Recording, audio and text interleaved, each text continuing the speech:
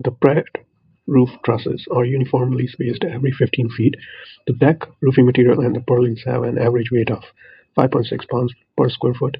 The building is located in New York, where the anticipated snow load is 20 pounds per square foot, and the anticipated ice load is 8 pounds per foot square.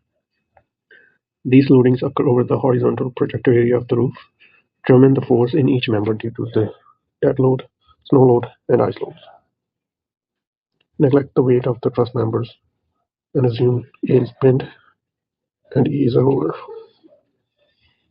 Okay, before we begin, we need to determine our angle theta here, and we also need to determine the length of section AG. To find our angle theta, we simply need to do tan of 12 divided by 16.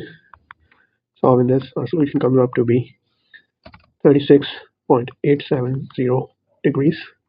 And then to find our length of the member AG, we simply have to have 12 divided by sine 36.87 degrees. And our length of member AG comes up to be 20 feet. Now we can determine our snow and ice loads along the roof. So this is simply going to be cos 36.87 degrees times our ice and snow load, 28 pounds per square foot. Solving this, we get our solution as 22.4 pounds per square foot square. Now we can determine the weight of this entire roof on this whole truss. So this is simply going to be 28 pounds per square foot, which is our load, times the 20 foot, that's our member AG, times the span of 15 feet, and times it 2 because our equation is only doing the half of this truss. Now it'll be the whole full truss. So and solve this, we're gonna get our solution as 16,800 pounds, which is same as saying 16.8 k. Now that we have our weight, we can convert our uniform load into a point load. And from our tributary loading lesson, we know that this roof will transfer load as follows. And we're going to have 1, 2, 3, 4, 5, 6, 7, 8 total distinct areas, or you can say portions of this load or roof. So if we divide our newly discovered value of 16.8 by 8, so each portion or the area will carry the load of 2.1 k. So this means at joint A we're going to have 2.1 k. At H we're going to have 4.2 k. At G we're going to have 2.1 k, and we're going to have similar amount of values on the other side because this truss is symmetrical. Okay, so once we have that, we can start solving for forces in the members. We're going to begin with joint A. Let's draw its free body diagram.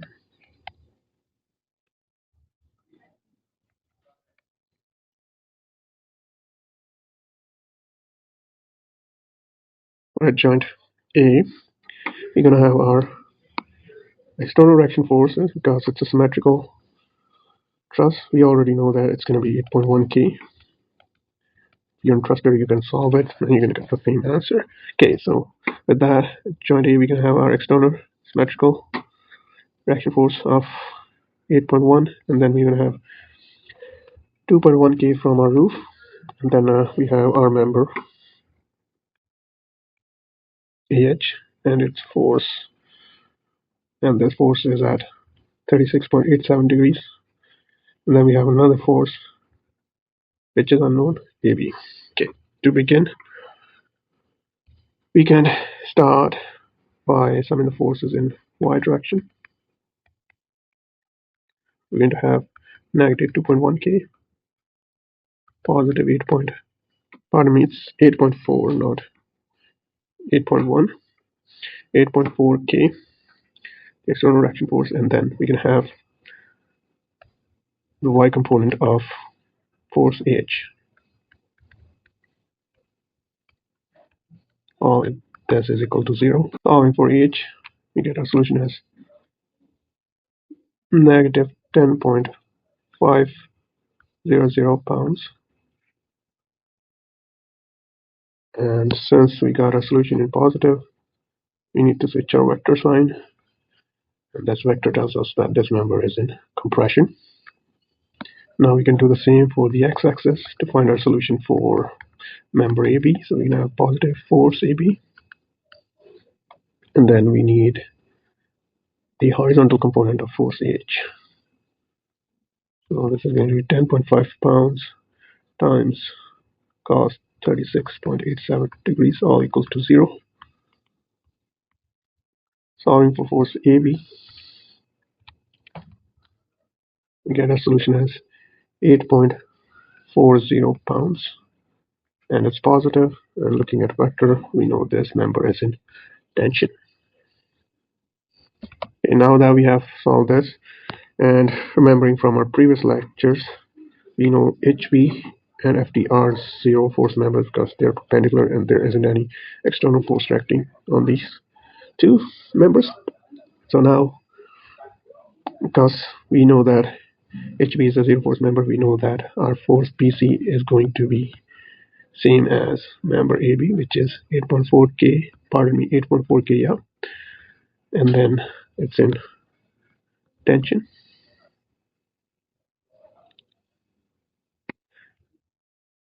All these we have set pound, it's actually K pounds. Alright, so now that we have done that, we can proceed to joint H. We can draw the free body diagram of H. So at H, we can have force AH, which we have found already, and it's 10.5K. Then we have our roof pressure or force, 4.2K. Then we have our unknown force from member HG. And we have our unknown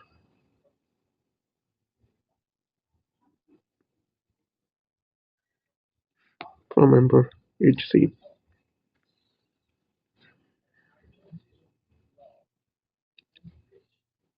Looking at our full truss, we know that angle BCH is theta, and we know that this is theta. That means this is theta and this is theta. And on the opposite side,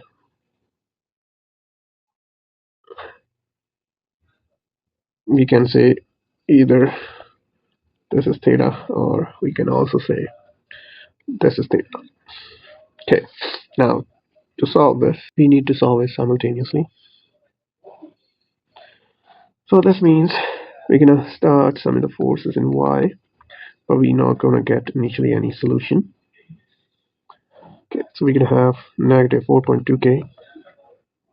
We're gonna have positive sine 36.87 degrees times force H, which is 10.5K, and then positive sine 36.87 times force HC, take away sine 36.87 degrees times force HG, all equals to 0.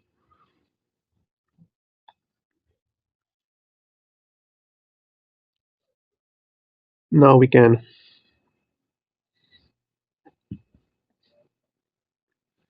simplify this problem. So we have 0.6 HC to take away 0.6 Hg equals to negative 2.100 pounds. We're going to name this equation 1. Now we can sum the forces in x fraction. We're going to have cos 36.87 times our force H, which is 10.5 K. Then we're going to have negative for both HC and HG equals to 0. Now we can simplify this further to solve for HC. Alright, now that we have simplified, we can plug our equation 1 into this. So we're going to have 10.5 plus HG.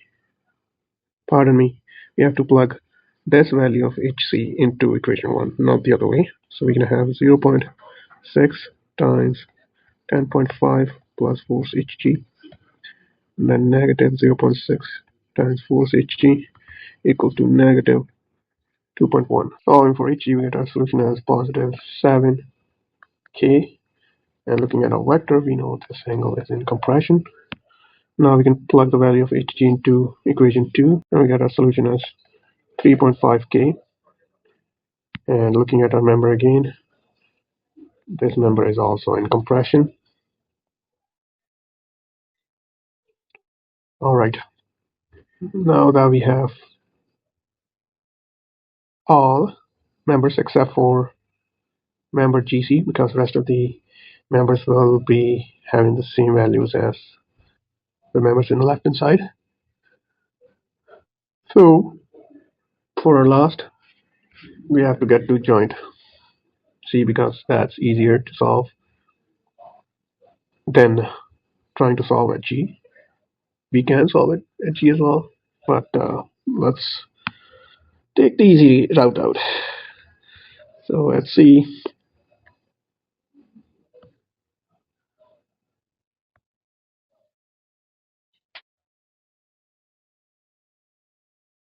So let's see, we have member BC, which we said is in tension, and it's 8.4.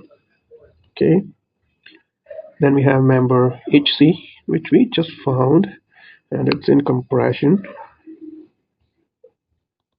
and it's 3.5K. Then we have our member, also unknown member, GC, and we have our member FC, and this is going to be in CF, pardon me, and it's going to be in compression as well, and it's going to have the same value as HC. And then member CD, which is